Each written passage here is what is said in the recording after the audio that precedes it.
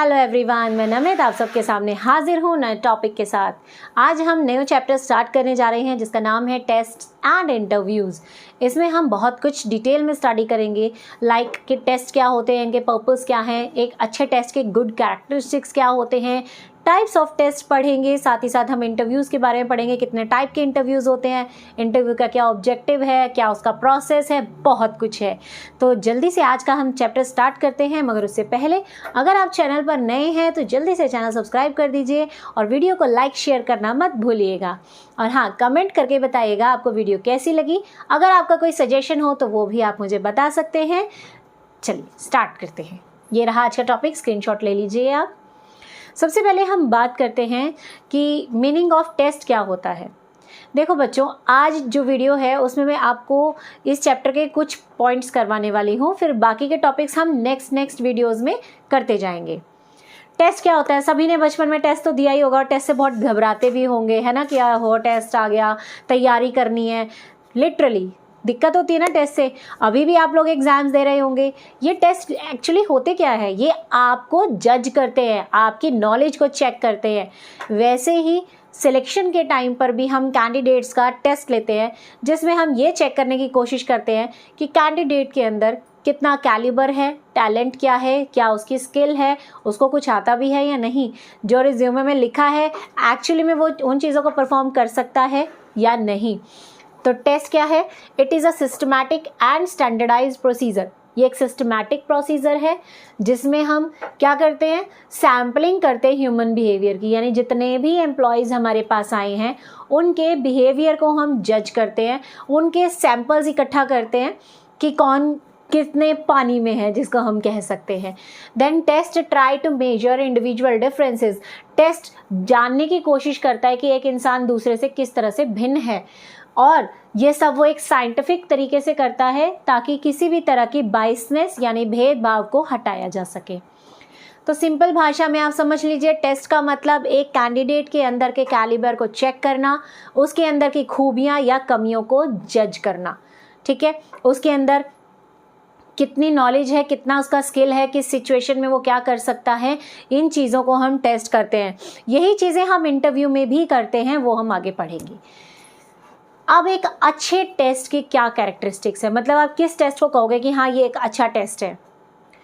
आप सभी ने स्कूल टाइम पर भी टेस्ट दिए होंगे। कई बार होता है ना कि टेस्ट देने के बाद आपको लगता है कि अरे बड़ा बेकार क्वेश्चन पेपर था, सारा कुछ अनइम्पॉर्टेंट पूछा हुआ था, इंपॉर्टेंट क्वेश्चंस तो थे ही नहीं, बहुत लेंदी था, या फिर 6 मार्क का क्वेश्चन 2 मार्क्स में आया हुआ था और 2 मार्क्स का क्वेश्चन 6 में आया हुआ था, कैसे इतना बड़ा आंसर लिखें। इस तरह की प्रॉब्लम्स हम सभी ने फेस की हैं। होता है ना ऐसा। इट मीन्स आपका वो टेस्ट जो था वो स्टैंडर्डाइज नहीं था, वो सही नहीं था।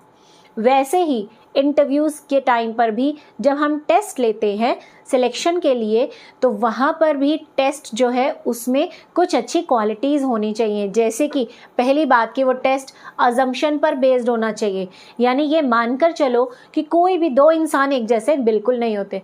हर इंसान की अपनी अलग खूबी है, अलग उसका वीकनेस है और उसके अलग टैलेंटेड हैं, स्किल्स हैं, इंटरेस्ट है। आप एक ही टेस्ट को सभी लोगों पे अप्लाई नहीं कर सकते। सेकंड, आपको ये मानना है कि वो वैलिड होना चाहिए। टेस्ट की वैलिडिटी का मतलब ये होता है कि आपने टेस्ट जिस मकसद से बनाया है वो उसी चीज़ को चेक करे। जैसे कि अगर आपको जॉब पर्सन हायर करना है प्रोडक्शन के लिए, प्रोडक्शन डिपार्टमेंट के लिए, तो आपके जो क्वेश्चंस हैं टेस्ट के लिए वो ऑब्वियसली प्रोडक्शन से रिलेटेड होने चाहिए ना, मार्केटिंग या सेल से रिलेटेड नहीं होने चाहिए, क्योंकि आपका जो नीड है आप उसके अकॉर्डिंग ही टेस्ट लीजिए। ठीक है, जब आप अपने नीड के अकॉर्डिंग टेस्ट लेते हैं वो टेस्ट वैलिड माना जाता है। नेक्स्ट क्या खूबी है उसमें कि वो रिलायबल होना चाहिए। रिलायबल का मतलब होता है सच्चा, सही। यानी आज भी अगर उस टेस्ट को अप्लाई करें और 5 दिन बाद भी टेस्ट को अप्लाई करें तो रिज़ल्ट सेम रहना चाहिए। अगर आपने एक टेस्ट दिया, सपोज़ उसमें आपने 50 मार्क्स ले लिए, और वही सेम टेस्ट अगर हम उसी इंडिविजुअल से करवा रहे हैं 6 दिन बाद, तो वो 10 मार्क्स ले रहा है सेम टेस्ट में, इट मीन्स आपका टेस्ट रिलायबल नहीं था। ठीक है। तो रिलायबिलिटी का मतलब होता है कि कोई भी उस टेस्ट को कंडक्ट करे, जिस भी कैंडिडेट पर करे, बार बार रीटेस्ट के बाद भी सेम रिजल्ट आना चाहिए, वो रिलायबल माना जाता है। नेक्स्ट है स्टैंडर्डाइजेशन, यानी हर टेस्ट के लिए एक स्टैंडर्ड फिक्स कर देना चाहिए।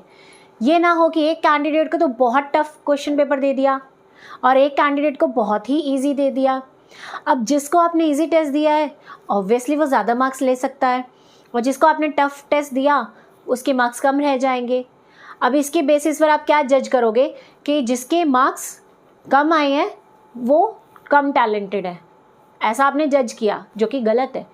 ठीक है, एक स्टैंडर्डाइज टेस्ट होना चाहिए जो सभी लोगों के लेवल के अकॉर्डिंग हो, सेम लेवल का टेस्ट हो। अगर 10 कैंडिडेट्स का आप टेस्ट कंडक्ट कर रहे हो तो उनके 10 के 10 क्वेश्चन पेपर स्टैंडर्डाइज्ड होने चाहिए, सेम पैटर्न पे सेम तरीके के होने चाहिए। क्वेश्चंस आप चेंज कर लो बट लेवल सेम होना चाहिए। नेक्स्ट ऑब्जेक्टिविटी, यानी कि जो आप टेस्ट ले रहे हो उसमें किसी भी तरह के बाइसनेस के चांसेस नहीं होने चाहिए, कोई भेदभाव नहीं होना चाहिए, टू द पॉइंट आंसर होने चाहिए बस। ठीक है। नेक्स्ट क्वालिफाइड पीपल, टेस्ट बनाते समय ये ज़रूर ध्यान रखना चाहिए कि ये टेस्ट क्वालिफाइड लोगों के लिए बनाया जा रहा है, तो ऐसे ही कोई छोटे मोटे सिंपल क्वेश्चंस मत डाल दीजिए, टेक्निकल क्वेश्चंस भी डालिए, जॉब से रिलेटेड क्वेश्चन डालिए, ताकि आप चेक कर सको कि उस पर्सन को कितना नॉलेज है। नेक्स्ट टेलर मेड, टेलर के पास तो सभी जाते हैं, है ना। वहाँ पर क्या होता है कि आप कपड़ा लेकर गए, आपको जो भी डिज़ाइन पसंद है आपने वो डिज़ाइन स्टिच करवा लिया। क्या आपके टेलर, अगर उसके पास 50 कस्टमर है तो सभी के सेम डिज़ाइन के सूट्स बना देते हैं या सेम डिज़ाइन के पैंट शर्ट बनाते हैं? नहीं, सबके पैटर्न अलग होते हैं, गले का डिज़ाइन कुछ होगा, स्लीव्स में कुछ होगा, कोई हाफ स्लीव होगी, कोई विदाउट स्लीव होगी। ऐसा क्यों?